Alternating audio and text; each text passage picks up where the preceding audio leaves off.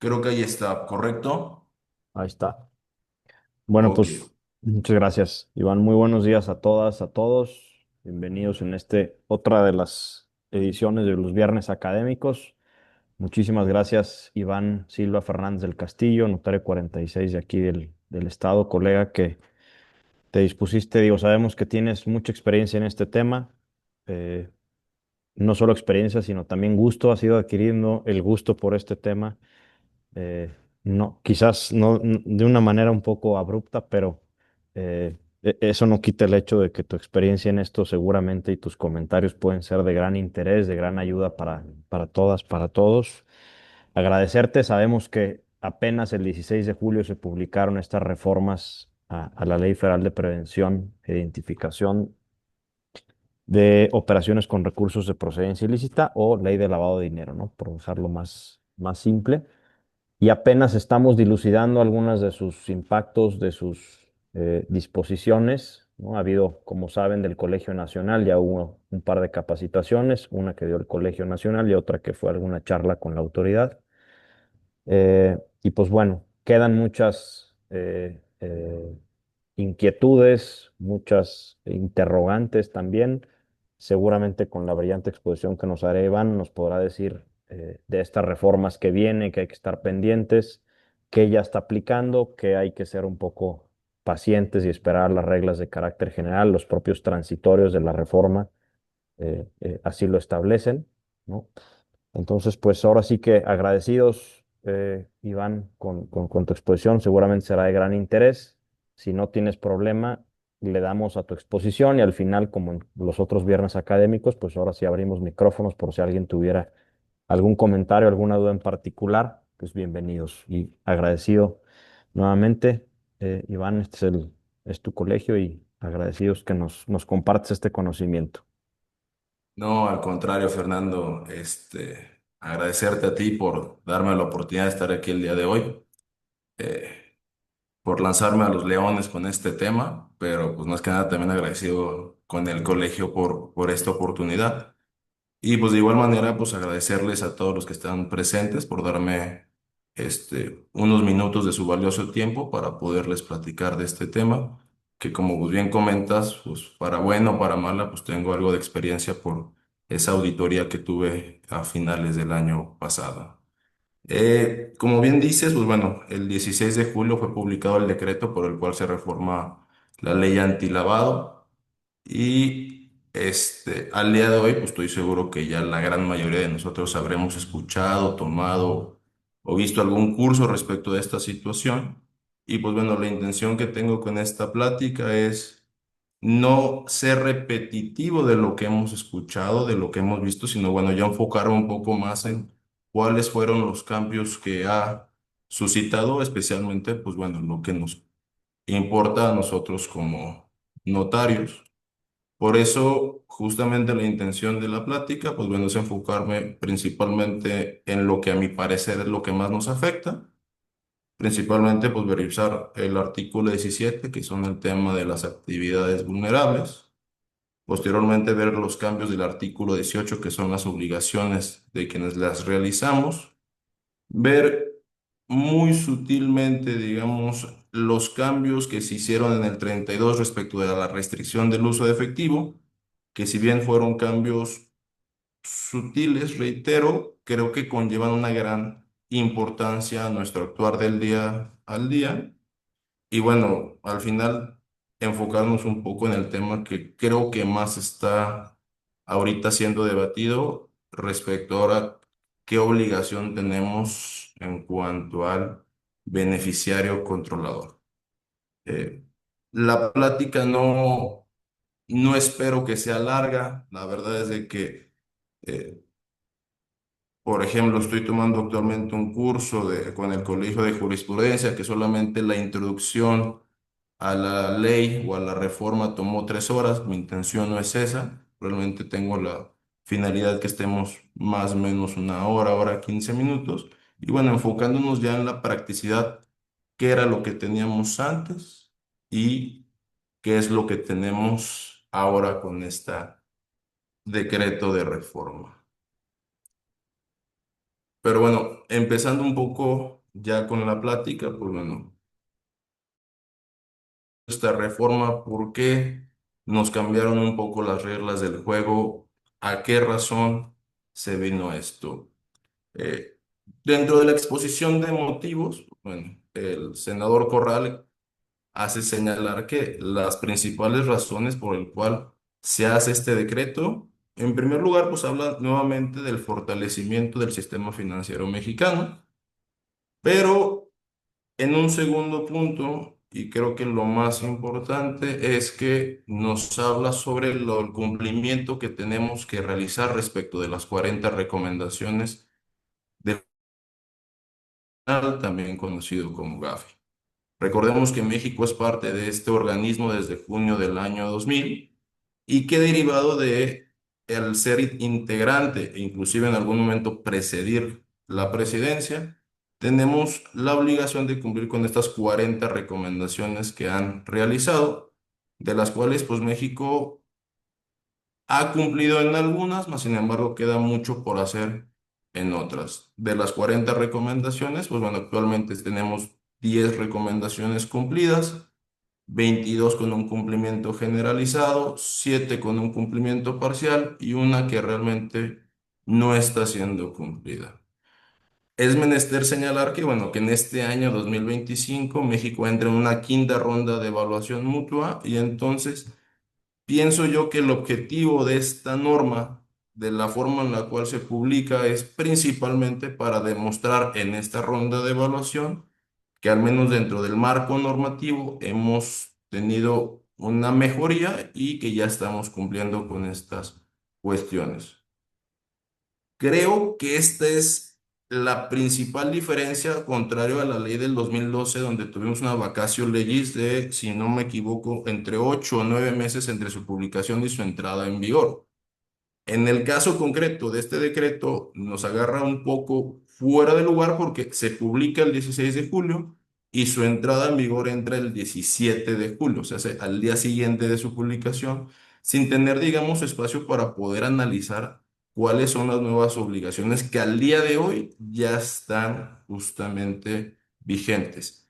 Sí, hay que señalar que al menos estamos, por así decirlo, a la mitad de este cuerpo legislativo, porque en su gran mayoría, si no es que prácticamente en todas de las obligaciones, hace referencias a que la manera de cumplirlas nos indicará en las reglas de carácter general, que al día de hoy no han sido publicadas y que la Secretaría tiene un año para realizar su publicación. Entonces, estamos un poco entre la espada y la pared porque al día de hoy ya tenemos obligaciones que tenemos que estar cumpliendo, más sin embargo, el cómo las vamos a cumplir habrá que esperar a estas reglas de carácter general. Pero bueno, ya entrando en el tema de cuál fue la reforma, reitero, pues bueno, empezaremos con el artículo 17, que es el que nos habla de actividades vulnerables,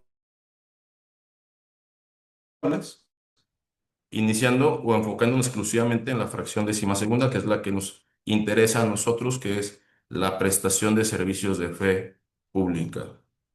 Eh, Entrando de alguna manera fuerte, la reforma nos cambia la manera de analizar nuestro actuar, porque de su lado izquierdo encontrarán justamente cuál era el texto original, que justamente decía, tratándose de los notarios públicos, y entonces se entendía o se presumía que, bueno, que nuestro actar de fe pública era exclusivamente cuando hacíamos, valga la redundancia, escrituras públicas, que cuando estábamos en tema de protocolizaciones, de ratificación de documentos, no teníamos la obligación de justamente este, realizar este cumplimiento de nuestra PLD. Más sin embargo, con esta nueva reforma nos cambia totalmente la situación. Habla claramente que ahora nuestra obligación incluye también las protocolizaciones, así como cualquier otro acto que conlleve a su formalización. En pocas palabras, o así es como lo entiendo y así es como lo han manejado en los cursos o en los diplomados, es con excepción de los cotejos o de las certificaciones. Cualquier otro acto está sujeto a PLD. Si el día de hoy me solicitan la ratificación de firmas para un mutuo sin garantía, estamos en una situación de PLD. Un criterio que, bueno, que en lo particular yo no es de mi particular, pero una protocolización de un contrato privado de compraventa de bienes raíces, de bien inmueble, estaríamos respecto a un tema ya de PLD. Entonces, de que la regla general era solamente escrituras públicas, ahora la regla general sería solamente no lo que son cotejos o certificaciones de documentos. De ahí en más que nuestra obligación de verificar y de cumplir con esta norma se nos está ampliando a diferentes actuaciones que podremos justamente realizar. Eh,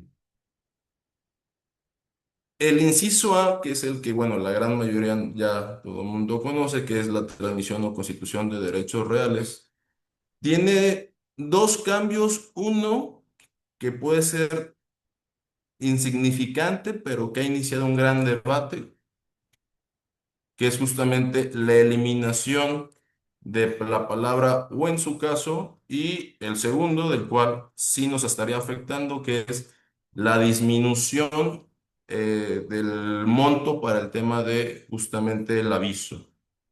Eh, el tema o en su caso ha abierto un debate, al menos en el Colegio Nacional, porque tenemos a una facción que dice, solamente el que señale el día de hoy que el valor tiene que ser conforme a la operación, el valor catastral, el valor comercial o en su caso el monto garantizado, fue para corregir un tema gramatical para que no se repitiese en dos ocasiones el vocablo o en su caso.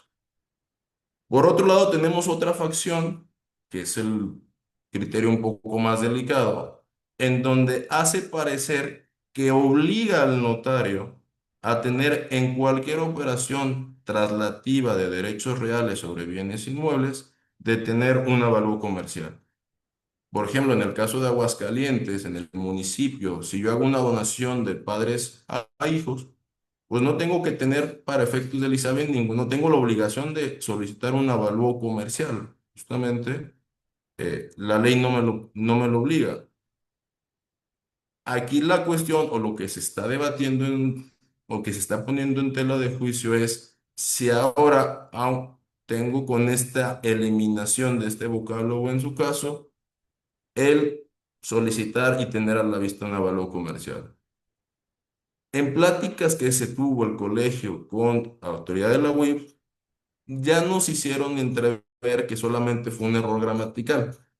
Mas, sin embargo, todavía no hay nada por escrito. Entonces, creo, mi opinión muy particular, que para mí es solamente un tema gramatical y no tendríamos la obligación de tener un avalúo comercial, pero sí es importante tenerlo al menos eh, a la vista, sobre todo para ver qué es lo que pudiese el día de mañana determinar la unidad de inteligencia financiera.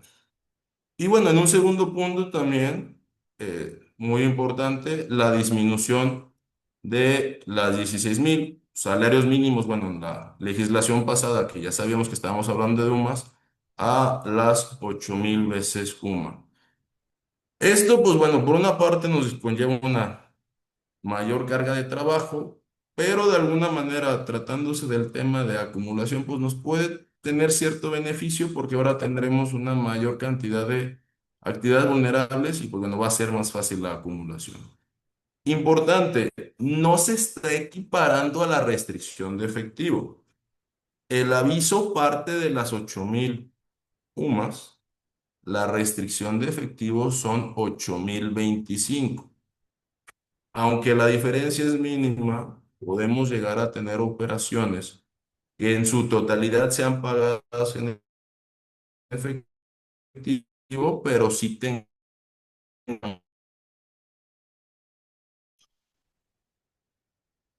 Respecto al inciso B del otorgamiento de poderes, pues bueno, no hubo una modificación alguna, realmente sigue estando en la misma situación. es objeto de dar aviso todas las operaciones cuando hagamos poderes de carácter irrevocable. El inciso C, derivado de la modificación del inicio del artículo y justamente con esta y esta modificación directamente en el inciso C, sí nos conlleva un cambio. A ver, primeramente lo más sencillo es ya todas las operaciones que conlleva una constitución de una persona moral serán objeto de aviso independientemente del monto del capital social con el que se constituyeron.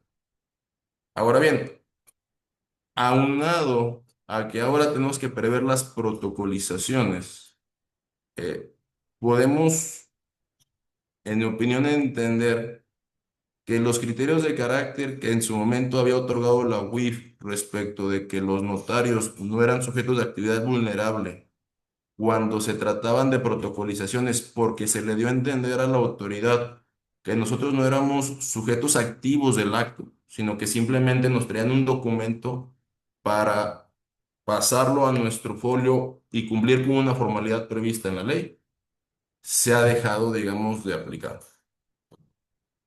De momento, creo yo que el criterio es cuando tengamos la protocolización de una compraventa de acciones o de partes sociales o de alguna asamblea que nos modifique el capital accionario, pues estaremos sujetos a actividad vulnerable y en consecuencia tendremos la obligación de activar nuestro protocolo y obtener toda la documentación que conlleva.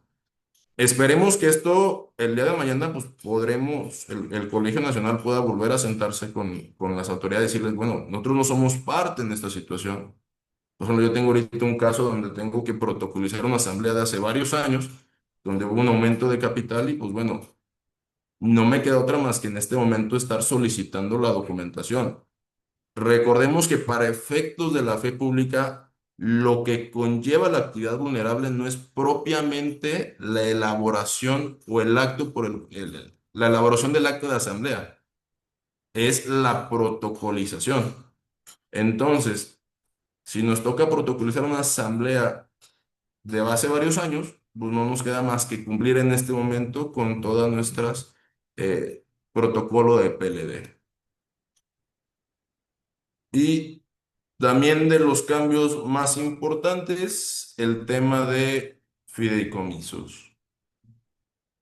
Legislación anterior solamente les interesaba fideicomisos sobre inmuebles.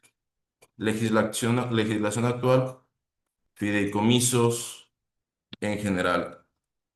Recordemos que la GAFI siempre ha buscado, digamos, atacar, bueno, no atacar, sino siempre ha puesto como en tela de interrogación el tema de los fideicomisos porque los observa como vehículos que pueden llegar a ser utilizados fácilmente para el crimen organizado. Eh, Creo que aquí en este caso en particular México tiene una gran ventaja a diferencia de otros países, ya que contrario a, por ejemplo, Estados Unidos, donde cualquier persona puede ser fiduciario, México sí tiene, digamos, reglamentado quiénes pueden ser fiduciarios, pues principalmente blancos o ciertos bancos, perdón, o SOFOMES, y eso da un mayor nivel de seguridad.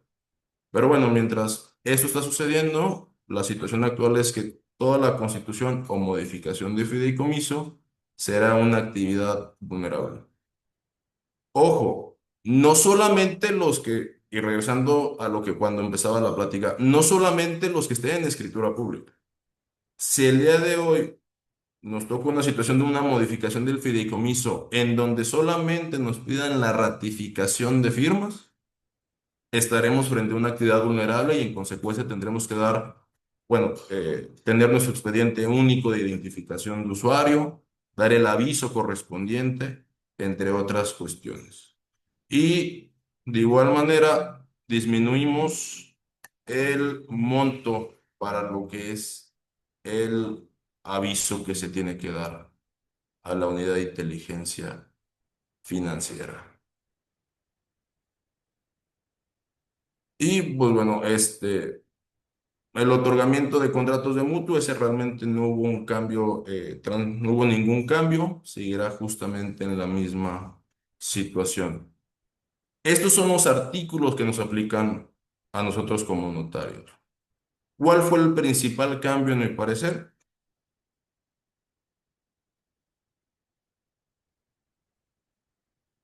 Este en lo particular, que es cambiamos la regla general de que solamente tenemos la obligación de cumplir con el tema de PLD tratándose de escrituras públicas a ahora solamente cuando no sean cortejos o certificaciones, pues tendremos que cumplir con este tipo de cuestiones.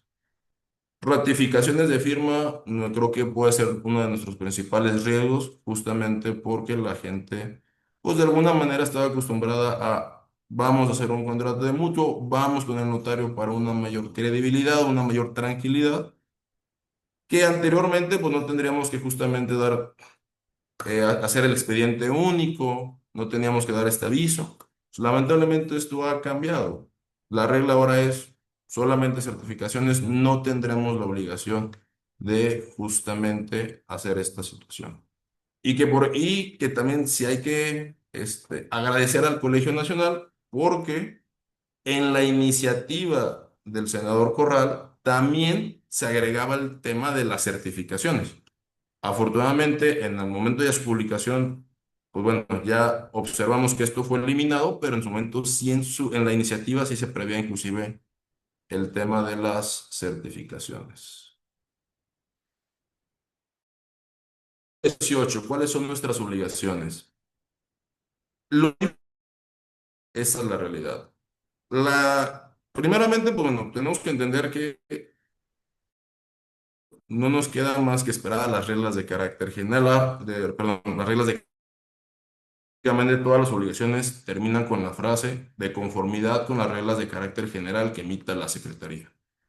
Más sin embargo, sí tenemos unas obligaciones que ya entraron en vigor al día de hoy, que son las con las cuales empezaremos, y otras que dentro de los transitorios nos señala que entrarán en vigor en el momento que las reglas de carácter general lo determinen. Entonces, ahorita pasaremos a ese punto. De momento, pues bueno, empezaremos con las primeras fracciones, que al día de hoy ya tenemos la obligación de estar cumpliendo. Eh, la obligación primero, pues bueno, identificar y conocer a nuestros clientes, usuarios. Recordemos que al final del día, si nos vamos al punto intrínseco de la norma, pues la obligación que tenemos como notarios es identificar y avisar. Esto no ha cambiado en estricto sentido. Nos toca la reforma el concepto de manera directa. Eh, no creo que esto nos afecte a nosotros como fedatarios públicos. Recordemos que la norma no es exclusiva del notario, sino es para una serie de actividades que la GAFE ha determinado como vulnerables porque pueden ser utilizadas por el crimen organizado para el blanqueo de capitales.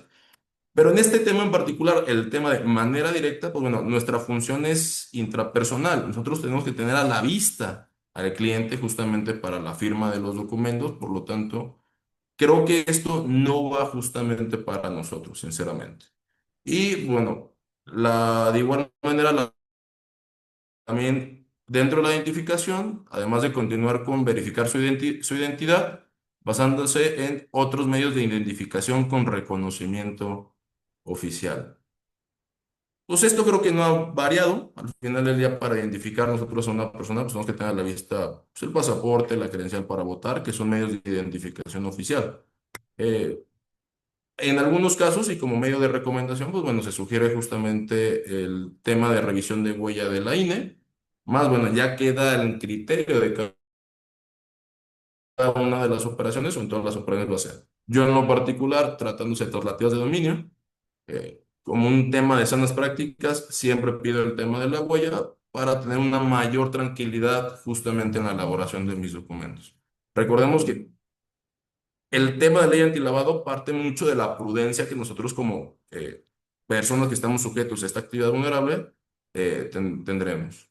Y lo que les comentaba, bueno, todas las obligaciones terminan con este párrafo que dice que se hará la obligación de conformidad con las reglas de carácter general que emita la Secretaría, que pues lamentablemente tienen un año contados a partir del 17 de julio para su publicación. Esperemos que no se agarren todo el año, la puedan publicar lo más rápido posible para estar un poco, para tener una mayor certeza de cómo estaremos cumpliendo con estas obligaciones que nos llegan.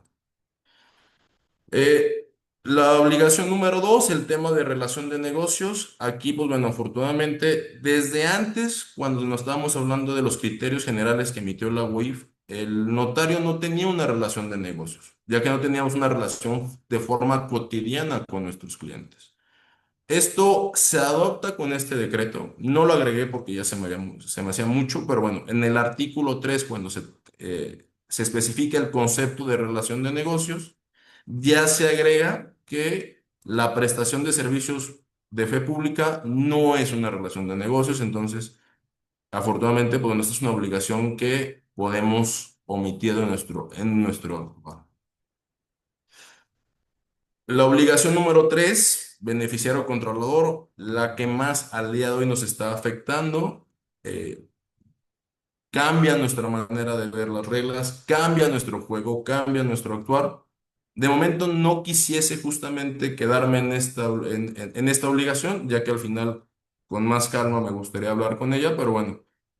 Aquí está justamente la razón de nuestro cambio principal en cuanto a las obligaciones que tenemos respecto a las personas morales. Reitero, ya al final de la plática mi intención es regresar para ver qué obligación tenemos con esta regla y pues bueno, les presentaré el escrito que he trabajado y que al día de hoy es el que estoy utilizando en mi notaría para justamente cumplir con esta obligación. Eh, La custodia y resguardo de los documentos.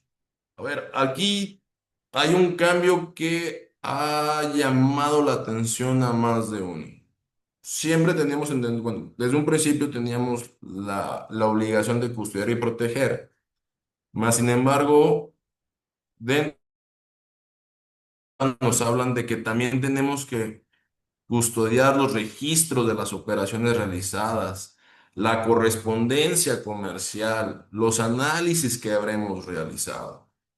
Eh, Partamos de la prudencia, ¿no? Al final del día, aquí si no tenemos un camino claro a qué se refiere la norma justamente con esta situación, reitero, nos vuelven a reenviar a las reglas de carácter general.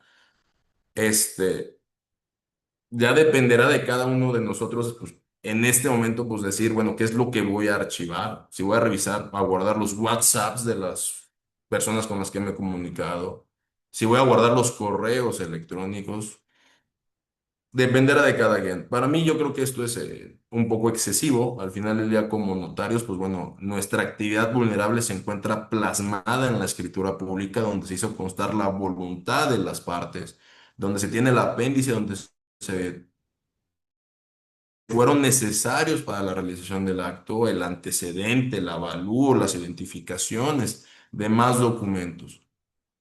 No sé si esto es suficiente para mi criterio particular, muy personal, para mí creo que es lo que está buscando la Secretaría, que es permíteme visualizar cómo fue el acto vulnerable, que en este caso lo tenemos nosotros.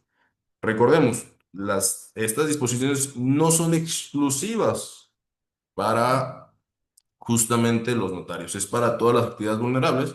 Y entonces, pues se me ocurre en el tema, tal vez, digamos, de la compraventa, o bueno, del tema de blindaje, que mediante un correo solicito un blindaje y el día de mañana me dicen págale aquí, y entonces llevo el secretario del director lleva el carro y después el guardaespaldas lo recoge. O sea, realmente, pues creo que la intención que tienen las secretarías, al menos en esos casos donde es un pragmatismo por el tema de la mercantilidad, pues justamente al menos decirme, oye, ¿cómo fue que llegaste a este tema de la actividad vulnerable o cuál fue el acto en sí?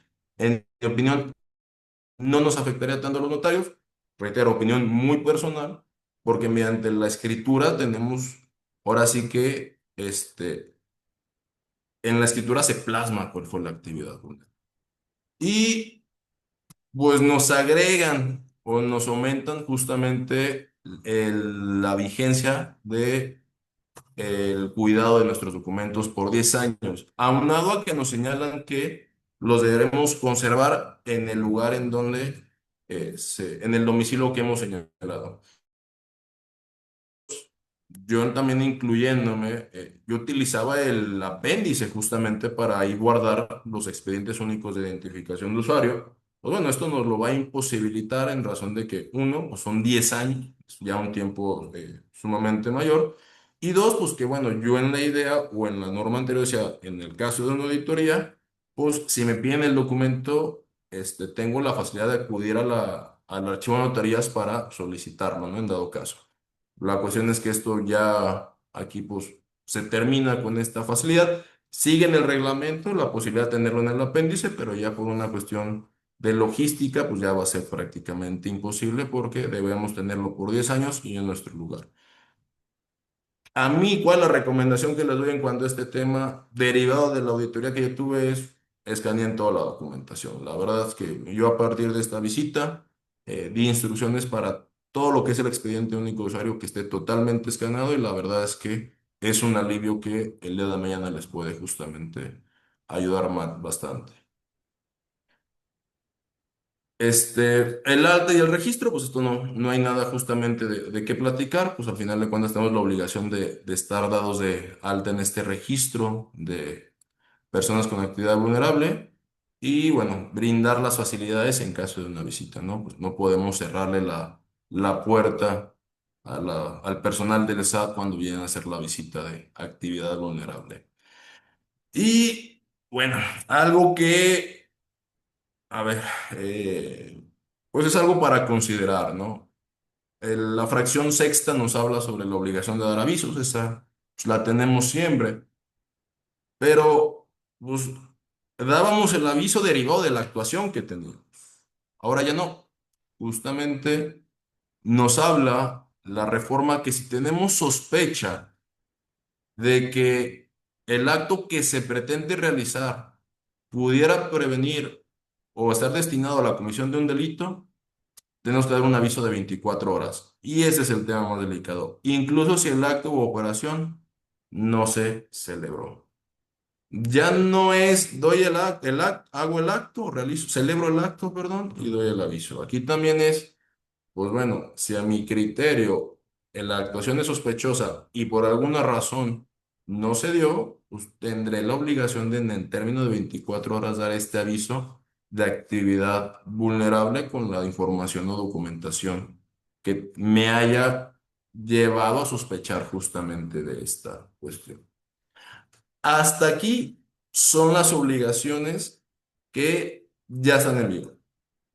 La principal, la que más nos afecta, es este beneficiario controlador. De ahí en más, bueno, las obligaciones son desde cierto punto similares, sí con ciertas diferencias. El aviso sin realizar la actividad, el tema de correspondencia, que ya, bueno, quedará a criterio de cada uno de nosotros decir qué es lo que voy a guardar. Y pues bueno, justamente el tema también de el resguardo de la documentación dentro de nuestro lugar.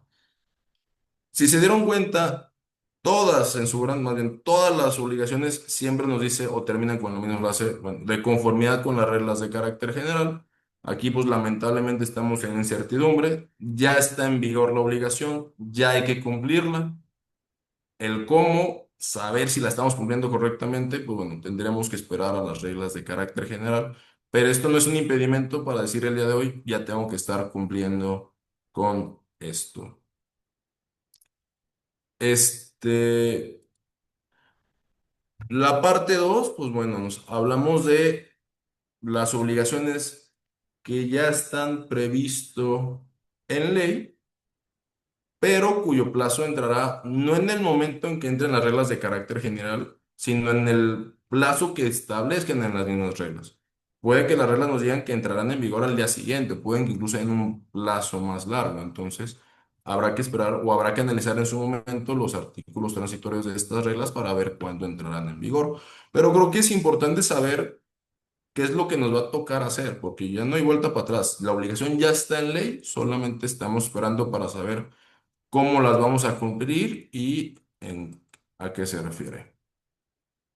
El enfoque basado en riesgos. La recomendación número uno de de la GAFI es el tema del enfoque basado en riesgos y es algo que nos han implementado. Tenemos que entender que al ser nosotros partícipes de la actividad vulnerable, pues bueno, hay una probabilidad de que pudiéramos ser utilizados en operaciones que pudieran ser realizadas o solicitadas por el crimen organizado. El enfoque basado en riesgos es eso, entender justamente en dónde estamos parados, por así decirlo, y tener el protocolo para poder mitigar justamente estas cuestiones. Parte de las obligaciones que tendremos conllevará todo en el tema del enfoque basado en riesgos, porque inclusive la auditoría externa o la auditoría interna que que tendremos que realizar se determinará en que si el riesgo de nuestra notaría es bajo, mediano o alto. Entonces, pues habrá que ver justamente, analizar muy bien este tema. ¿Cuál es la cuestión? Que es tan la amplitud o tal vez tanto la variedad que, por ejemplo, el licenciado Antonio Sosa al día de hoy habla de que, a ver, habrá que hacer un enfoque basado en riesgos en cuanto a la notaría en general. En cuanto al acto vulnerable, no es lo mismo los riesgos de una transmisión de propiedad de bienes reales a tal vez la constitución de una persona moral. Y también justamente un enfoque basado en riesgos en cuanto al cliente que me lo está solicitando. Creo que será excesivo, sinceramente. No comparto su opinión, pero bueno, es una de las opiniones y la verdad es que el licenciado Antonio Sosa es de los que más tienen conocimiento de este tema, también hay que recalcar. Pero bueno, él señala que posiblemente estaremos en cuanto a tres enfoques de riesgo justamente en cada una en las actuaciones que estaremos realizando. Eh, de igual manera, pues bueno, tocamos este tema, ya lo teníamos, que es bueno, el tema del manual de políticas internas, justamente los criterios de cómo estaremos cumpliendo nuestro protocolo, de cómo estaremos cumpliendo justamente con estas obligaciones.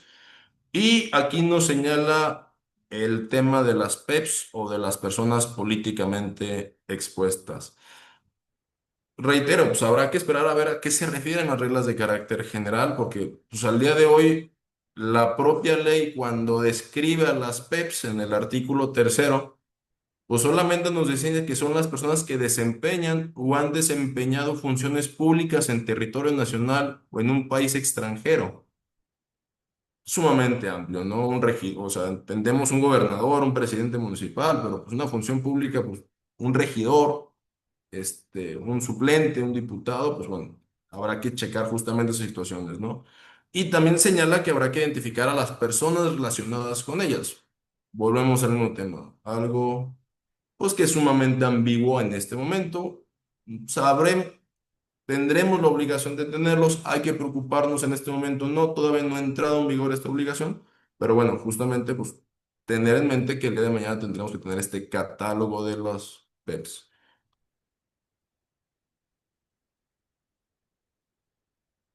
El tema de capacitación, pues bueno, desarrollar y adoptar programas de capacitación, pues bueno, esto es una obligación que se nos señala que, pues más que obligación es un deber que tenemos, ¿no? Al final del día, la ley antilavado llegó para quedarse, este decreto llegó para quedarse y, pues al final de cuentas es nuestra obligación constante el estar capacitándonos en cuanto a este tema.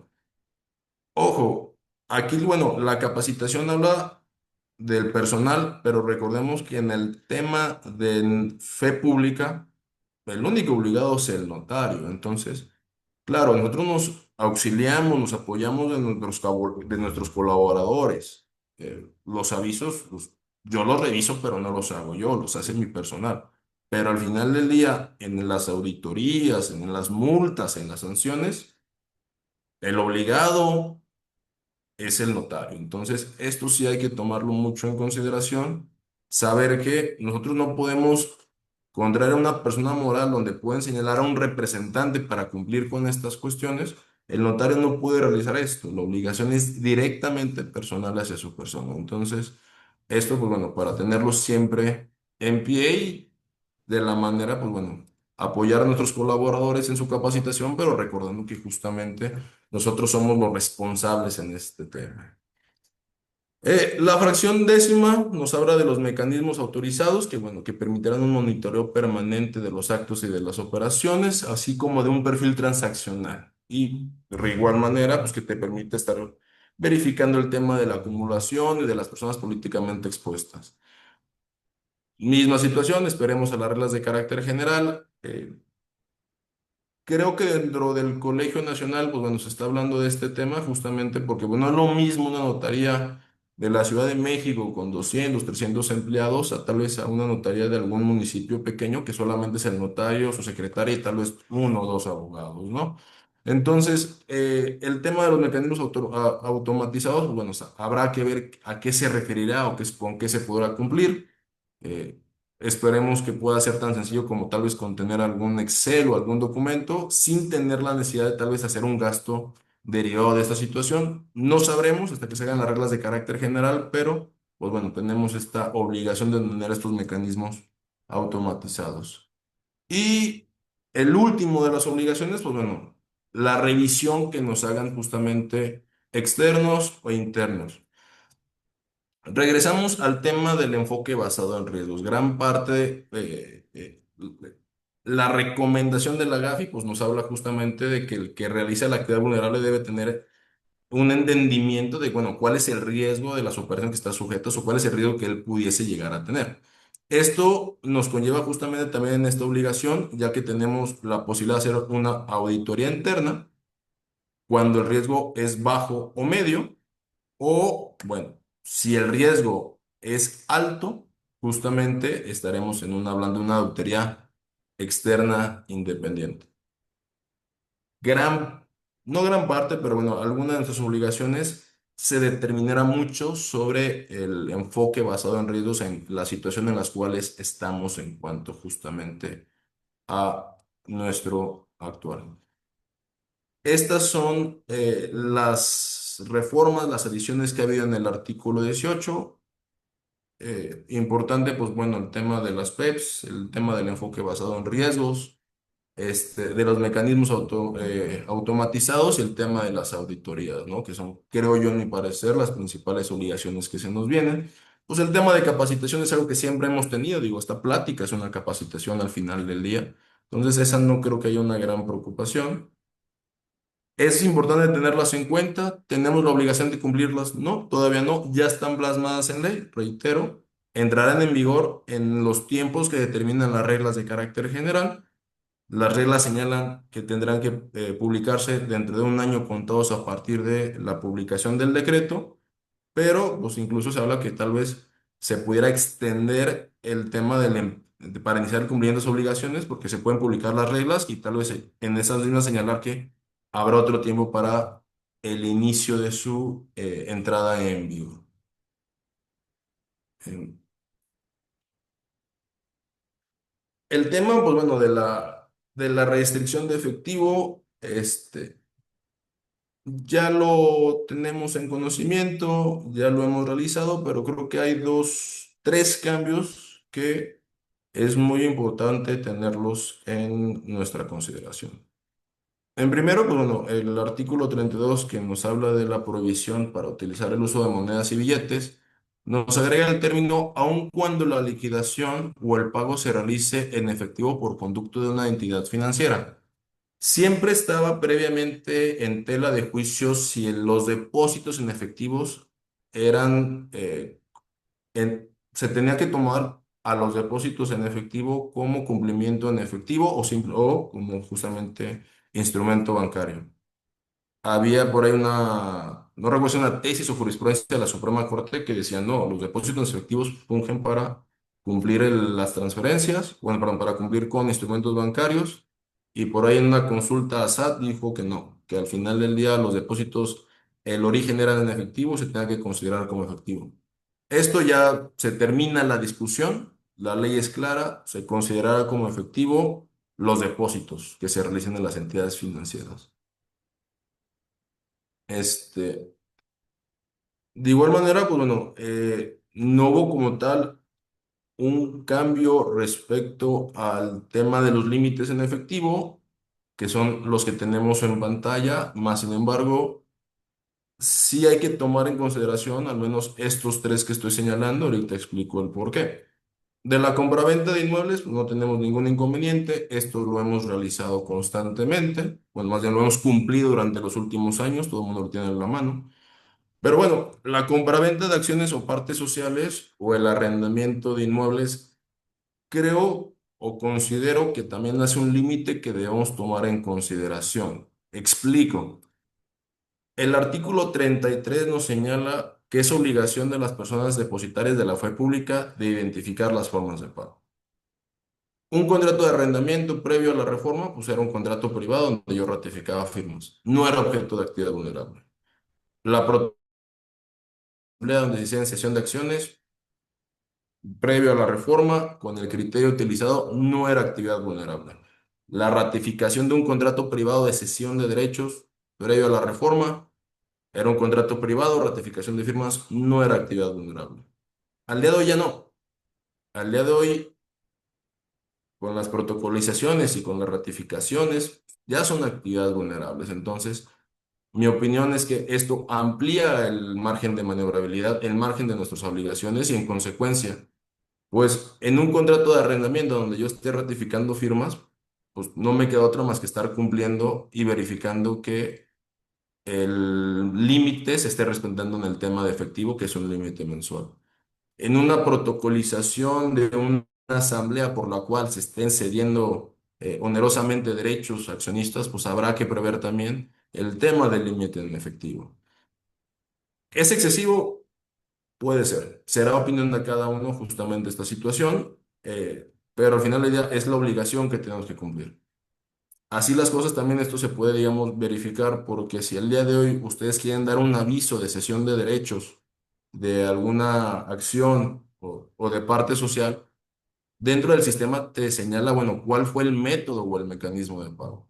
Entonces, pues son montos que también tendremos que tomar en consideración, justamente derivado de esta reforma, porque aunque no estén plasmados en escritura pública, pues en nuestro actuar pudiéramos estar sujetos también a esta cuestión, ¿no? De justamente eh, en un contrato de arrendamiento, en un contrato de cesión de derechos. Y un tema que creo que es trascendental en el cambio de la reforma, aunque sea solamente una letra, es del O al I. Antes, pues había dos cuestiones para el tema de efectivo. Uno, que fuese inferior o cuando la operación se hubiese pagado anteriormente la firma del instrumento. Este O fue o bueno, se ha hablado en los cursos de que fue utilizado, digamos, erróneamente por ciertos colegas porque decían, se pagó la operación en 2 millones, ok, se pagó previamente a la firma del instrumento, en consecuencia con eso pues se tenían ellos por cumplidos con esta situación. Se termina esto, ahora las condiciones ya no es O, es una I, entonces para el tema de efectivo es que sea inferior y cuando el acto o operación haya sido pagado total anteriormente a la firma del instrumento. Entonces, esto sí creo que es un cambio, si bien muy pequeño, es trascendental, sobre todo en el actuar de varios de nuestros colegas que habrían tal vez aprovechado de esta situación para justamente permitir el pago en efectivo. Y pues bueno, entramos en el tema que es, creo, la mayor cambio en nuestro actuar, que es el beneficiario controlador. Eh, la GAFI, la exposición de motivos es clara. Ya no es suficiente para nosotros solamente preguntar si se tiene conocimiento. Hay que identificar a la persona física que es el beneficiario controlador. O sea, ya no nos queda de otra, esa es la realidad. Eh, el artículo, bueno, ¿quién es el beneficiario controlador? Partimos que tiene, sí o sí tiene que ser una persona física. O sea, ya no hay por dónde hacerse. O grupo de personas físicas. Tratándose de persona física, bueno, nuestro actuar no varía, no cambia realmente. A final de cuentas, pues bueno, cuando estemos frente a una operación donde tengamos a una o dos personas físicas, pues preguntarle si existe un beneficiario controlador. Si existe, pues que nos viene el anexo 3, los documentos de identificación. Si no existe, pues bueno, al final del día, nuestro actuar tratándose de personas físicas no ha cambiado. Tratándose de personas morales, cambia totalmente. Anteriormente era suficiente con que me dijeran que el representante me manifestara que tenía conocimiento de la existencia de un beneficiario, mas no tenía la documentación para localizarlo o identificarlo. Esto dejó de ser así. Ahora, dentro de las obligaciones que al día de hoy ya están en vigor, no nos queda más que identificar al beneficiario controlador de la persona moral, que es quien ejerce el control efectivo en última instancia. Entonces, ¿qué entendemos por control efectivo? La ley nos da tres casos donde se entiende el tema del control efectivo. Reiterando, son las personas físicas que llegan a hacer esta situación, que son quienes puedan imponer decisiones en las asambleas generales de accionistas. Pues bueno, principalmente pues aquellos que tengan un porcentaje accionario que permita la toma de decisiones, ¿no? El que tenga tal vez un 51, el que tenga más del 50%. ¿Qué otros casos pudiesen ser? Pues bueno, tal vez alguna sociedad donde tengan pactos parasociales en donde conforme vote un accionista tengan que votar otros. Ahí nuestro mundo societario nos permite tener diferentes tipos de acciones.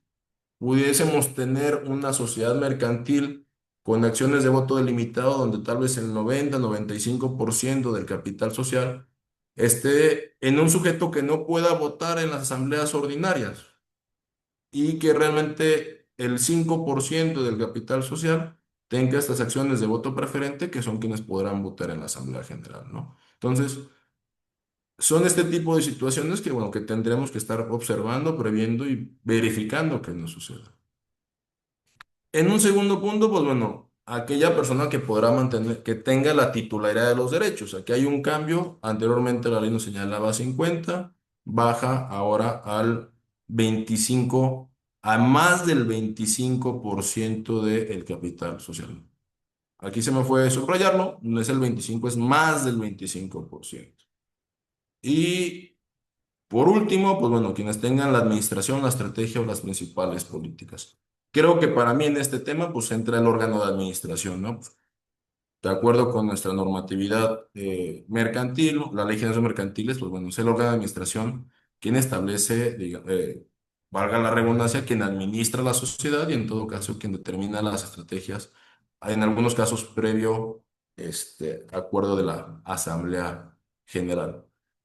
Estas son las personas que ejercen el control efectivo. Estas son las personas que tendremos que estar localizando en todas y cada una de las operaciones vulnerables, en escritura pública, en protocolización o en ratificación de firmas, que entremos en una actividad vulnerable.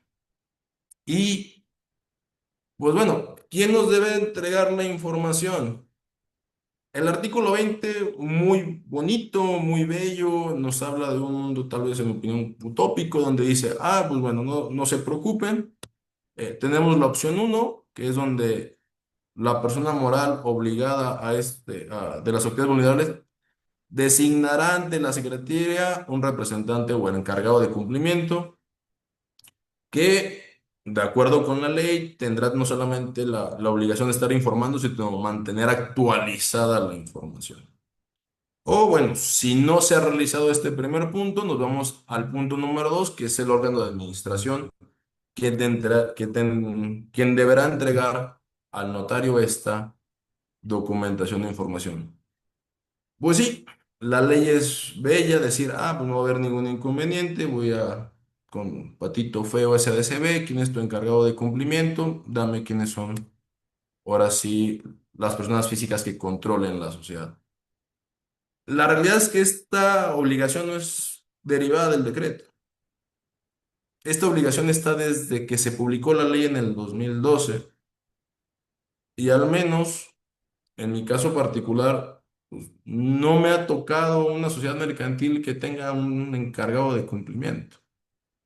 Y en los pocos casos o ya varios casos que me han tocado derivado del decreto, no tienen la menor idea de la información o no entienden los alcances de la información o la documentación que nos están entregando.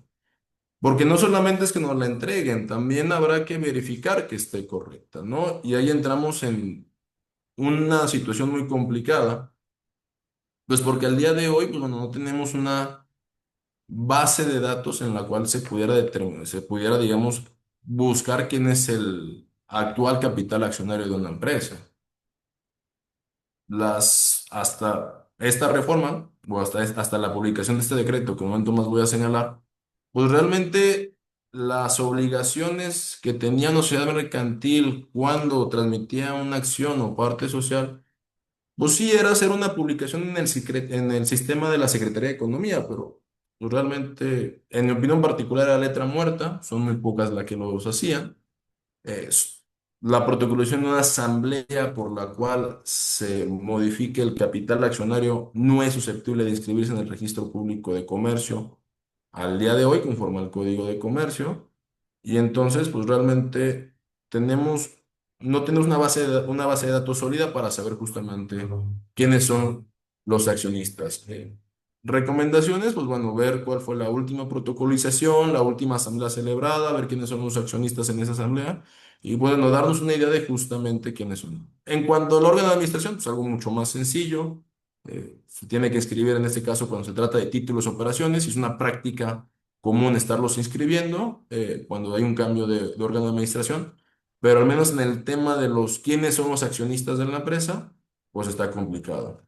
¿Qué se nos complica también? Pues, ¿qué hacemos cuando una empresa, sus accionistas son otra empresa? Pues, de momento la ley no señala un límite. El Código Fiscal, cuando hablamos de igual manera beneficiario controlador, cuyos principios son los mismos porque ambos derivan de la GAFI, México es, hasta donde tengo entendido, el único país que tiene dos beneficiarios controladores, que es el Código Fiscal y el de la Unidad de Inteligencia, perdón, el de PLD, que inclusive en los porcentajes ya son casi iguales, pero todavía hay una cierta diferencia. Pues bueno, el Código Fiscal sí nos establece un punto donde si no los puedo encontrar, pues me quedo con el órgano de administración. De momento la ley no nos está señalando eso. La ley nos dice, vete y localiza hasta las personas físicas. Entonces, nos podrá suceder, a mí en lo particular ya me está sucediendo, en donde tengo una fraccionadora donde los accionistas son una persona moral, los accionistas de esa persona moral es otra persona moral, y así me estoy yendo, creo que esto ahorita es hasta la quinta persona moral, la que ya por fin estoy localizando quiénes son justamente los accionistas. Aquí la ventaja, pues bueno, es que solamente son los del 25%, ¿no? Los que tenemos que identificar este, como controladores en este caso. Sí es saber, digamos, quiénes son, pero el identificarlos y todo es respecto de los del 25%. Y pues bueno, y la pregunta es, ¿y si no la entregan? Pues la ley es clara, no podremos realizar el acto. Tendremos bueno, se tiene la obligación de abstenernos de realizar el acto. Y ojo, recordemos que ahora el artículo 17 nos señala los avisos 24 horas, aun cuando las actividades no se han realizado. Entonces, pues habrá que ver, habrá que abstenernos de realizar el acto y dependiendo la situación, también habrá que verificar si tendremos que dar un aviso de caso de sospecha. Entonces, pues reitero, si nos cambia las reglas del juego, ya no va a ser suficiente esta simple manifestación que veníamos haciendo, que era muy cómoda. Ahora nos están obligando como detectives, pues a identificar pues, quiénes son las personas físicas propietarias de las sociedades mercantiles, lo cual, pues, sinceramente nos estará dando algo de trabajo durante los siguientes días, meses, años en lo que se van tal vez acostumbrando.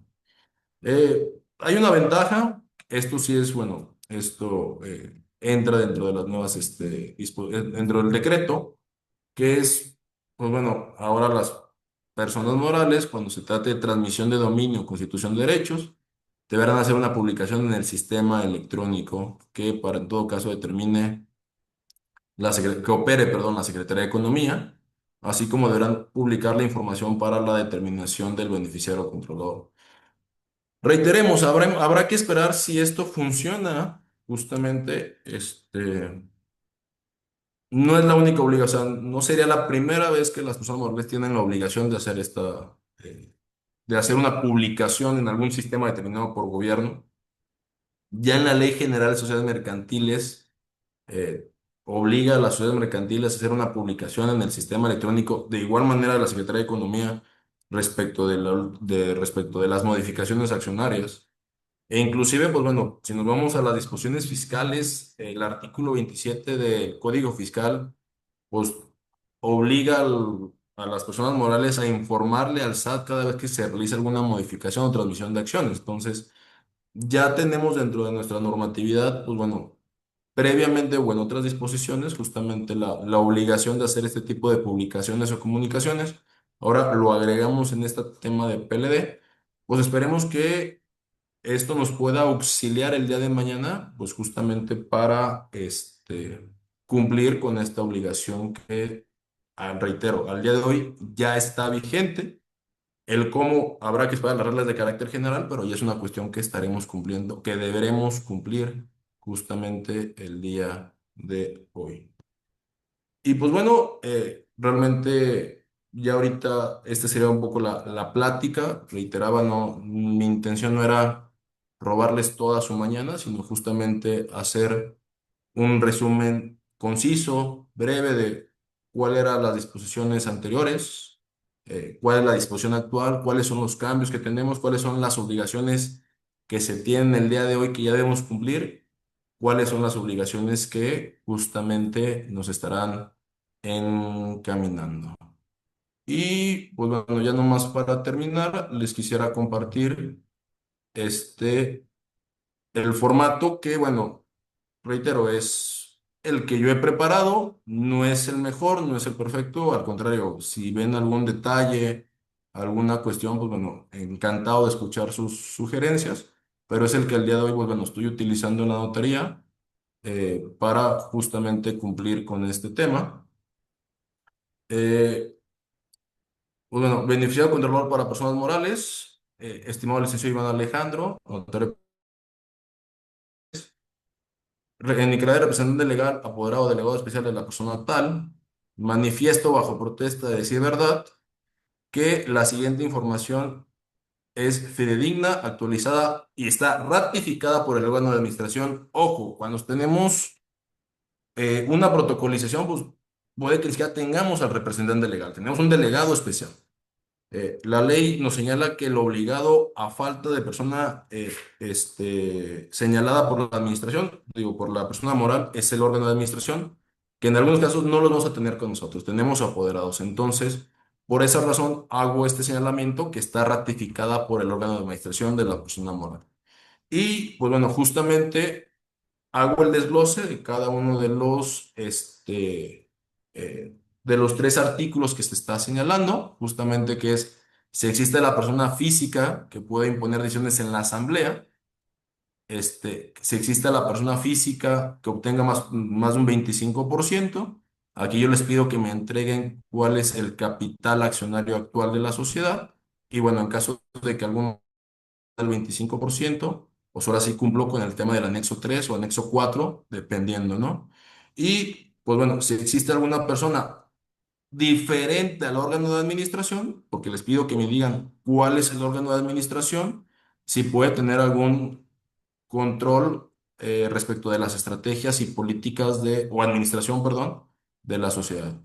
Ese es el documento que al día de hoy utilizo para cumplir. Claro, esto lo estoy corroborando con la documentación que me entreguen, con la asamblea protocolizada, justamente con el acta constitutiva, pues bueno, tendemos la obligación de pues, verificar o validar que justamente la información que nos estén entregando sea certera, porque pues bueno, esto pues va a ser nuevo para muchos de nuestros clientes y a veces no por una cuestión de dolo, pero tal vez por desconocimiento, la información que nos entreguen tal vez no sea la correcta. Digo, yo tengo ya un caso, en el caso que tengo ahorita, que estoy ayudando al cliente para cumplir con esto, para que me la entregue, pues realmente ellos a su vez le piden la información al despacho de contadores y el despacho de contadores pues, no puedo hablar mal por alguien más, pero realmente se ve que no tienen ni idea de lo que se les está solicitando. Pero, reitero, pues bueno, les agradezco eh, este, infinitamente a todos y cada plática, pues bueno, haya sido de su agrado. Intenté no alargarme mucho, intenté ser lo más conciso que pudiese ser y pues bueno, quedo a sus órdenes para cualquier duda o comentario. Muchísimas gracias, Iván. Muy claro, muy conciso, como es un buen resumen de los cambios muy importantes. En verdad, muchas felicidades. Se ve que tienes mucho conocimiento y mucho dominio del tema. No te vas a escapar de que nos sigas. Estas reformas ya llegaron para quedarse, entonces seguramente con esas reglas próximamente, con las dudas que nos seguirán saliendo en los próximos meses, pues podremos seguir acudiendo contigo y con el Colegio Nacional y seguramente iremos puliendo pues muchas dudas, muchos criterios. Como bien decías, hay cosas que la autoridad informalmente ya empezó a contestar, pero seguramente vendrán pues algunas consultas más ya en forma, el apartado de preguntas y respuestas que tiene el propio portal de la UIF, pues a ver por ahí en estas semanas, en estos meses que se va publicando por ahí. Yo nada más hay un punto que sí me gustaría mucho comentar para que lo aprovechemos, aprovechando que el tema es hablar de estas reformas, sí decirles lo del artículo 55 que es el tema por así denominarlo, del perdón único que puede hacer la autoridad, que lo tengamos muy presente, que se está reformando, ¿no? Y la Secretaría o la UIF, en último caso, por una única ocasión puede perdonar la totalidad de los incumplimientos, siempre y cuando haya un cumplimiento previo y espontáneo al inicio de facultades de verificación. Esto sí creo que es importante porque es una invitación muy buena a todos, a todas, que podamos revisar índices, libros de actividades vulnerables, si por ahí tenemos algún aviso que no hemos dado, si tenemos algún expediente incompleto, que aprovechemos esta ventana, ¿no? Que nos está dando el 55 a partir del 17 de julio, que si hay un cumplimiento espontáneo, pues nos podríamos en todo caso acoger al 55 y aunque hubiéramos cumplido con cierta extemporaneidad, pues bueno, ahí está ese 55 que ya habla, que era una discusión también previa en la ley, y ahora sí es enfático y dice la totalidad de las infracciones, ¿no? Entonces, que lo aprovechemos y que no perdamos de vista también la modificación al 58 en cuanto a es un artículo preciso para los fedatarios públicos, para los notarios, en cuanto a que si hay notorias deficiencias, pues bueno, se puede solicitar a la autoridad competente, se nos sancione o se nos inicie algún procedimiento en términos de las leyes del notariado correspondientes, ¿no? Entonces, sí también considerar esa parte y lo demás, pues creo que ya Iván lo dijo con gran maestría.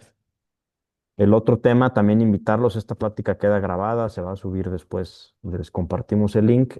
Respecto al tema que comentabas al inicio, Iván, del tema del avalúo comercial, nada más y hacer esa diferenciación. En enero, ustedes recordarán, el decano Heriberto nos dio el viernes académico.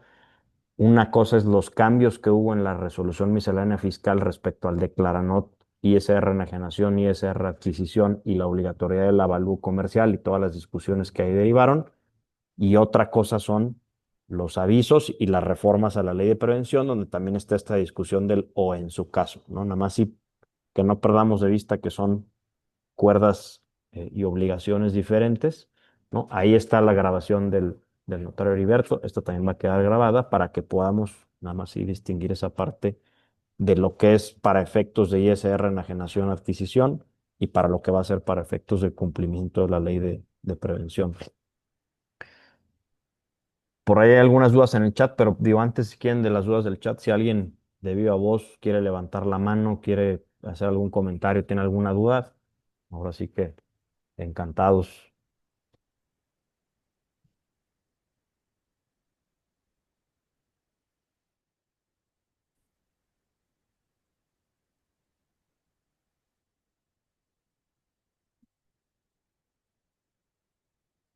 Entonces, si quieren, voy a ir leyendo. Bueno, si nadie tiene de viva voz, voy a ir leyendo. Iván, si no tienes tema alguna de las preguntas del chat. A ver, las Eh, voy leyendo. Están repetidas algunas. Es lo mismo que si la donación también es objeto de actividad vulnerable o nada más la compraventa de acciones o partes sociales. Bueno, la actividad vulnerable es la protocolización de la asamblea en que conlleve alguna modificación patrimonial del capital social. Entonces, independientemente si es compraventa, donación, cesión, onerosa, gratuita, cualquier acto que conlleve la modificación del capital social conllevaría el aviso de actividad vulnerable. Inclusive extendiéndome en una capitalización de pasivos donde pues, realmente siguen los mismos accionistas, pero derivado de este reconocimiento de deuda se modifica el patrimonio, para mí inclusive estaríamos en una situación de actividad vulnerable. Entonces, cualquier acto que conlleve cambios en el capital social, la protocolización de esa asamblea, estaremos sujetos a ser una actividad vulnerable para dar el aviso. Y habrá si es una compraventa de acciones, pues nomás habrá que tomar en consideración el artículo 32, 33 respecto a la restricción de efectivo, ¿no? En este sentido. Y un poquito atendiendo lo que decías con el cambio que hay en el enunciado general del 17, también cuidar, por ejemplo, si te traen a ratificar firmas, un contrato de venta de acciones, o sea, quizás no vas a protocolizar ningún acta de asamblea, pero el ya tener la venta de acciones enfrente y ratificar las firmas, ya también entrarías dentro de la actividad vulnerable propiamente por esa formalización, por así decirlo, de esa compraventa de acciones, ¿no? Sí, no, también totalmente. Por Eh, aquí hay otra que si las protocolizaciones de subdivisiones, levantamientos son actividades vulnerables, ahí sí yo bueno, en este caso la respuesta es negativa. Bueno, recordemos, las actividades vulnerables son las que se precisan en el artículo 17. El tema de cuando hablamos de protocolizaciones es que creo que el espíritu de la norma era ampliar a nuestro espectro de trabajo, en donde no solamente dijéramos, solamente revisaremos si es actividad vulnerable cuando estemos en una escritura pública, ¿no? Por eso se habla ahora del tema de protocolizaciones o rectificaciones. Pero una protocolización de una subdivisión, de un levantamiento topográfico, pues no es una transmisión de derechos reales de propiedad. En consecuencia, no estaríamos respecto a una actividad vulnerable. Reitero, creo que el espíritu de la ley era el ampliar nuestro aspecto para verificar inclusive en nuestra actuación notarial en aquellos casos donde no otorguemos escrituras públicas y hagamos un acta notarial como es perdón, hagamos una rectificación de firmas o una protocolización. La Ah, siguiente es en cuanto al poder, Iván. Se enviaría al aviso se encuentra vulnerable si un limitado, poder con inmueble, timón facultades del para actos mismo de dominio poder. limitado en inmueble. No te Bueno, contesté. en el tema de los poderes, lo que conlleva la actividad vulnerable no, es la irrevocabilidad justamente del poder. Entonces, si hago un poder general o limitado para actos de dominio respecto a una propiedad, si cuenta con una vigencia, en el caso de Aguascalientes, que el máximo son 5 años, no estaré sujeto a una actividad vulnerable. Es la irrevocabilidad justamente de este documento. Eh, Veo que el licenciado Jorge Villalobos tiene levantada la mano, no sé si pudiéramos darle, digamos, el audio. Adelante, don Mm, George. ¿Qué tal? Buenos días. ¿Sí se escucha, perdón? Sí, Sí, maestro, ¿cómo está? Muy buenos días. Buenos días, Iván. Te felicito por abordar un tema, sobre todo, bueno, pues es muy reciente y apenas se está trabajando en ello. A ver, tengo yo por ahí una cuestión de enfoque que me está conflictuando, o sí creo hay que analizarla. No sé qué opines o si se te ha presentado, si te has planteado. Efectivamente, como tú lo manejas, hoy por hoy dueño beneficiario controlador, es llegar a la persona física, a la persona real. Anteriormente había por ahí los criterios que se despidieron a favor del colegio, donde se decía que se intervenía una persona moral, pues no había necesidad de llegar hasta la persona física, no había necesidad de localizar a la persona física, porque decía el criterio que no había beneficiario controlador, sino que simplemente la persona moral era la persona que estaba recibiendo el beneficio de la operación y que por lo tanto pues no había que adentrarnos en encontrar la persona física, lo cual mucho tiempo se manejó así porque eran personas morales. Hoy por hoy cambia, hoy por hoy sí hay que llegar hasta la persona física, hoy por hoy hay que llegar hasta las personas que intervienen, deciden, controlan, etcétera. Bueno, eso es lo nuevo. A mí lo que me hace un poco de ruido, qué hacer ahora cuando, por ejemplo, interviene en una operación donde enajena o donde adquiere una entidad de derecho público, por ejemplo, el municipio de Aguascalientes, por ejemplo, el gobierno del estado.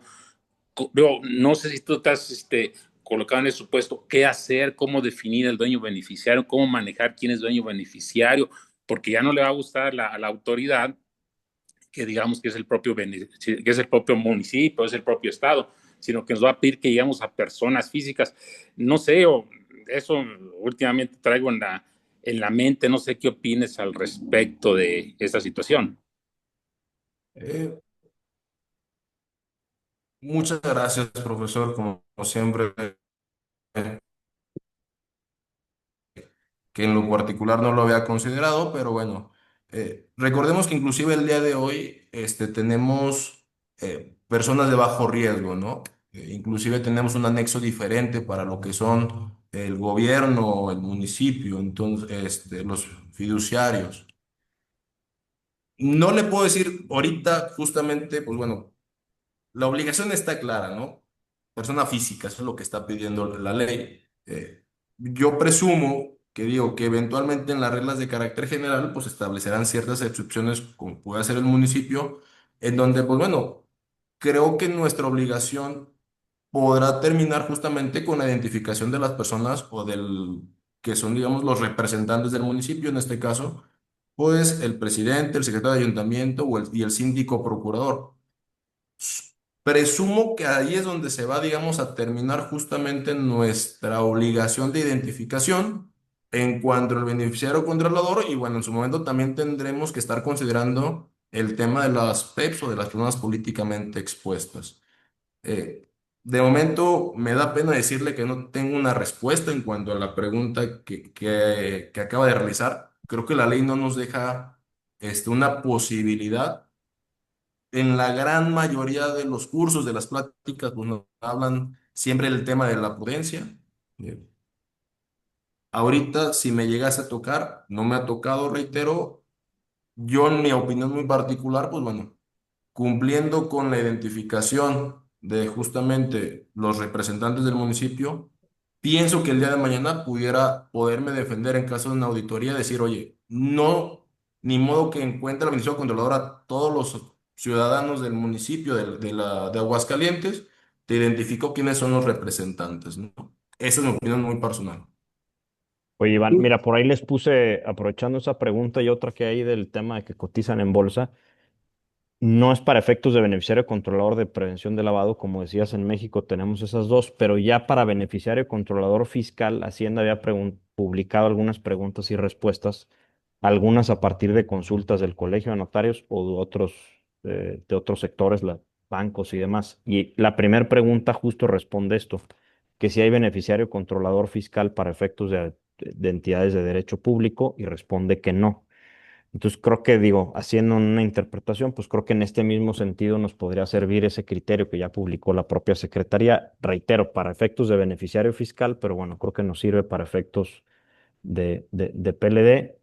Y como bien decías, pues hay que atender también a las recomendaciones de la GAFI, pues finalmente lo que quiere es, o vamos, en los principios internacionales, pues no está la identificación de sujetos de derecho público como un objetivo de estas leyes de prevención. Entonces, definitivamente es un área gris. Yo creo que se va a hacer tarde o temprano la misma consulta ahora para efectos de PLD, y yo creo que la respuesta pues va a venir en ese mismo sentido por la propia autoridad, porque ya lo confirmó previamente para el beneficiario fiscal. Pero bueno, creo que sí es una buena pregunta que hace Jorge y creo que es un tema que hay que tener, como dices, prudencia, pero bueno, atender que ya confirmó en otro lado que para efectos de personas de derecho público, federación, estados o municipios, no sería necesario la identificación de sus beneficiarios. Sí, no, seguramente sí, y sobre todo también porque no tengo ahorita en la mano cuál fue la ley que se modificó, pero ahora las consultas, la autoridad que se va a encargar de responderlas ya es el SAT propiamente, ya no va a ser la UIF en este caso. Entonces, un criterio en ambos beneficiarios. Sí, bueno, sí entiendo, bueno, las limitantes que tenemos hoy por hoy para resolver toda esta cuestión, porque pues es una situación bastante nueva y complejo. Yo sí conozco el criterio de que me manejó Fernando, pero la cuestión sería ahora trasladarlo también a PLD, trasladarlo a LFPORPI, pues para que nos podamos proteger, porque hoy por hoy sí estamos un poquito, está nebulosa esa obligación de cómo cumplir con el beneficiario controlador. Y si mal no lo recuerdo, en las reglas, cuando nos definen los anexos de qué debemos recurrir y qué debemos agotar y qué debemos cumplir en cada una de las personas físicas, personas morales extranjeras, consulados, embajadas, etcétera, cuando nos dice los requisitos, cuando habla de personas de derecho público, no pide, el dueño del Ministerio Controlador no lo pide, no habla de que tengamos que reunir lo que sí pide con las personas físicas. Pero si nos vamos al artículo 18, bueno, pues está en ley.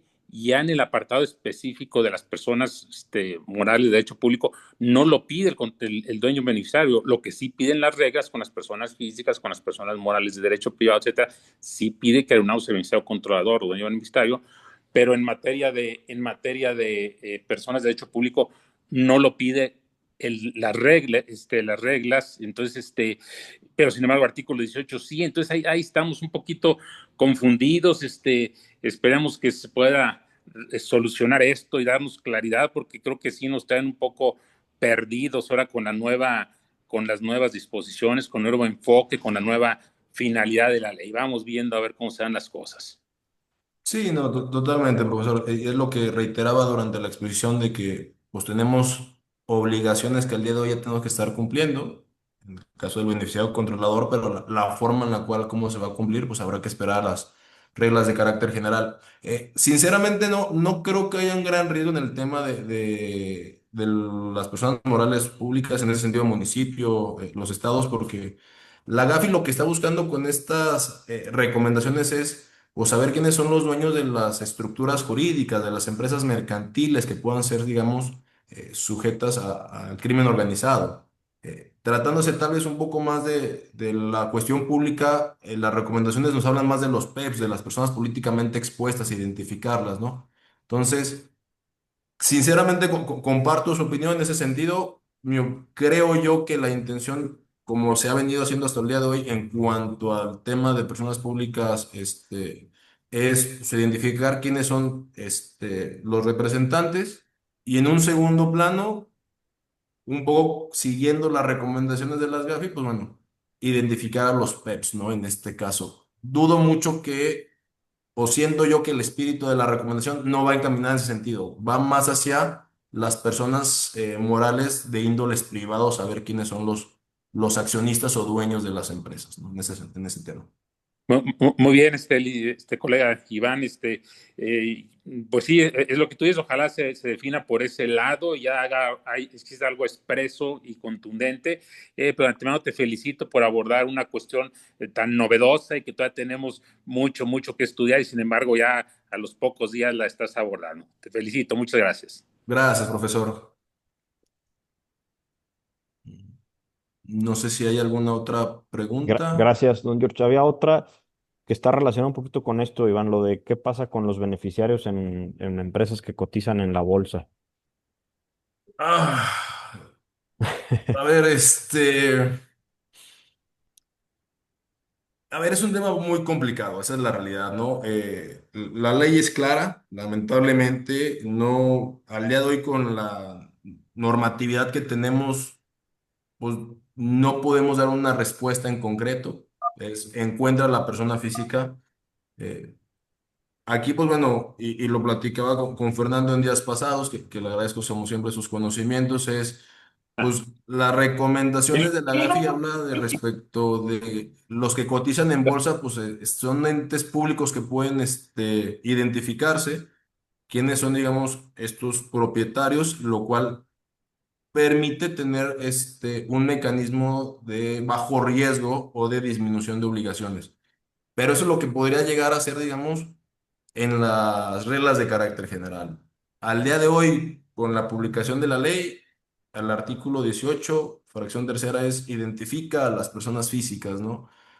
Eh, Que por ahí en esto, por eso decía que este documento de preguntas y respuestas, reitero, es para beneficiario controlador fiscal, pero ahí en esas preguntas también ya estaba esto, la pregunta 7 y 8, y efectivamente lo que hizo en la Secretaría de Hacienda en ese caso es decir, remitir las sociedades que cotizan en un mercado de valores por sus obligaciones y su naturaleza propia, ya están obligados por el simple hecho de cotizar en la bolsa, está revelando quién tiene control efectivo, participación accionaria a partir de ciertos supuestos, y lo que dice eso es que te podrás remitir a esos documentos, que la gran mayoría son públicos, reportes anuales, avisos a los mercados, donde puede estar esa información de quiénes son los beneficiarios, ¿no? Y bueno, también creo que atendiendo los principios, las recomendaciones internacionales, pues un poco lo que dice Iván, ¿no? O sea, hay que en la medida de la información que tenemos a la mano, identificar a esos socios, accionistas, personas físicas, pero nadie está obligado a lo imposible, ¿no? Identificar Totalmente. al 100% de las personas físicas, accionistas, pues se tendría que ir de una persona que cotice en bolsa, pues bueno, creo que tendríamos que atender al Registro Nacional de Valores y además eso puede cambiar cada segundo, ¿verdad? Las acciones que tiene Iván ya se las vendió a Fernando, Fernando se las vendió a Luis y eso en cuestión de 5 minutos fue cambiando y para eso existe ya un sistema público, ¿verdad? La ley en mercado de valores, los registros nacionales de valores y demás, y creo que efectivamente un poco atendiendo a la misma respuesta de como bien decía, inició Jorge, las personas de derecho público es un área gris, pero yo creo que definitivamente las reglas de carácter general nos van a ir dando esa luz para cómo cumplir y cuando menos pues tenemos esto que ya la Secretaría opinó en algún otro momento como referencia. Pero la prudencia, ¿no? Creo que es lo que tú dices. Realmente en la plática, la palabra general es eso, la prudencia, ¿no? Tenemos que entender que estamos a la mitad del camino con esta normativa, ¿no? Que ya tenemos obligaciones que no sabremos cómo las vamos a realizar. También veo poco probable que el día de mañana, en mi opinión, pues, llegue una auditoría y nos diga, no, es que debiste haber cumplido de tal forma cuando las reglas todavía no se hayan publicado. Yo creo que ahorita principalmente va a ser el tema de prudencia. Creo que va a haber casos particulares eh, para las personas morales públicas, para el tema de las cotizaciones, digamos, en bolsa. Inclusive tal vez, continuando con el código fiscal, pues que haya una limitante en cuanto a la búsqueda, ¿no? Y llegar a un momento donde decir, oye, pues yo me quedo nomás con el órgano de administración que no son los que te determinan las estrategias, ¿no? Tratando, por ejemplo, tal vez de algún banco, ¿no? En este sentido. Pero de momento son opiniones que podemos llegar a tener, sugerencias que podemos hacer, pero la ley nos deja, digamos, el camino, vaya, sin conocimiento de cómo cumplirla. Esa es la triste realidad que tenemos. Entra la prudencia de cada uno de nosotros. Gracias, Iván. Por ahí queda otra preguntita, te la leo. Dice, con respecto a las ratificaciones de firmas, entiendo que solo serían los contratos de mutuo para la UIF, para los notarios, y que los demás contratos privados, arrendamientos y de derechos no serían vulnerables, ¿correcto? Sí, correcto. A ver, el artículo 17 nos señala cuáles son, para el tema de fe pública, la actividad vulnerable. Mutuos y protocolizaciones, digamos que tenga que, protocolizaciones que va un poquito encaminada a la pregunta. En los contratos privados de arrendamiento, de cesión de derechos, pues bueno, aquí, aunque no sean actividad vulnerable, pues nomás tomar en consideración que el artículo 33 nos obliga a verificar la forma de pago y entonces, pues no pudiéramos estar ratificando, en mi opinión, un contrato de un arrendamiento donde se estipule un pago mensual de 1 millón de pesos en efectivo, ¿no? Estaría yendo en contra de los límites que establece el artículo 32. Entonces, sí es correcta la observación, no es una actividad vulnerable, no está sujeta a dar aviso, por así decirlo, no está sujeto a tener el expediente único de identificación de usuario, sí estamos obligados a cumplir con el artículo 33 en cuanto a la forma de pago. Eh, Y bueno, la última pregunta es el tema de qué Sí, sucede con no, la gracias. cotización de bolsa de valores, que, bueno, es lo que hemos platicado, que es un tema, pues de momento complicado, que tenemos que estar afrontando el notariado. Si me lo permiten, si en algún momento encuentro, observo alguna opinión un poco más concreta en cuanto al tema, pues se lo estaré compartiendo al presidente para que se los pasen a todos ustedes. De momento, pues a nivel nacional o a nivel regional, pues la idea es la misma, tener prudencia, ver cómo ver cómo se va desarrollando esto y pues de momento buscar la manera de cumplir correctamente dentro de este término de prudencia que nos habla el Colegio Nacional.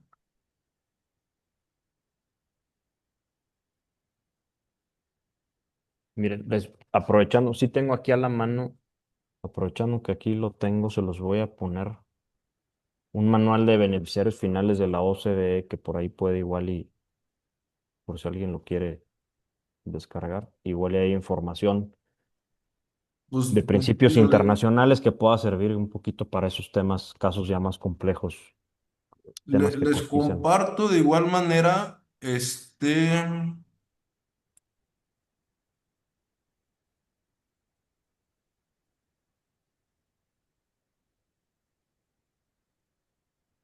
digo, la guía sobre el beneficiario controlador respecto de la GAFI, que puede darles una idea sobre qué es lo que va encaminando, con recomendaciones y de igual manera también les sugiero, la Prodecon sacó un libro respecto también al beneficiario controlador para efectos fiscales, que lo estuvieron entregando una capacitación de forma gratuita y donde viene muy claro el desarrollo de este tema, ¿no? También es una lectura que les recomiendo.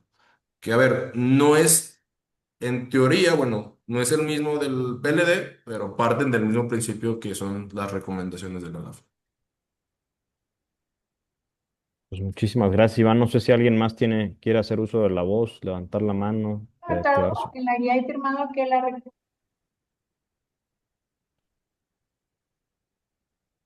Pues si no hay más comentarios o dudas, nuevamente agradecerte, Iván. Por ahí veo a Luis, a Gerardo que tienen la cámara encendida. Agradecerles a todos los colegas que por ahí se conectaron y bueno, pues al menos como siempre lo hemos hecho de manera digital, Iván, ya después lo haremos de manera presencial, entregarte el reconocimiento que te otorga el Colegio de Notarios del Estado de Aguascalientes al notario Iván Alejandro Silva Fernández del Castillo por su plática Reformas en materia de prevención del lavado de dinero, Aguascalientes, Aguascalientes, agosto del 2025. Muchísimas gracias, Iván, por No, esta muchas brillante gracias a todos. exposición, por poner tu conocimiento en estos temas, que hay muchas áreas grises, muchas dudas, pues definitivamente nos ayudará y seguramente en los próximos meses y semanas seguiremos platicando mucho de estos temas y agradeceremos que no te vayas y nos sigas compartiendo formatos, dudas y documentos, Iván. En verdad, muchísimas felicidades, muchísimas gracias a todas y todos. Buen viernes, que tengan buena semana y gracias a todos los que estuvieron aquí presentes. Ya después la licenciada Silvia les compartirá en todo caso la liga para la grabación. agradezco la invitación. Buen día. Al contrario, les da gusto saludarla. Hasta luego. Gracias. Pues bueno, muchas gracias a todos nuevamente por su tiempo, les agradezco y pues bueno, no me queda más que darme a sus órdenes en caso de cualquier duda o comentario. Gracias nuevamente. Muchas felicidades, amigo. En verdad, enriquecedor toda la plática y muy bien enfocada y ilustrativa. La verdad, enhorabuena, un aplauso generoso para ti. Muchas felicidades. Gracias, amigo.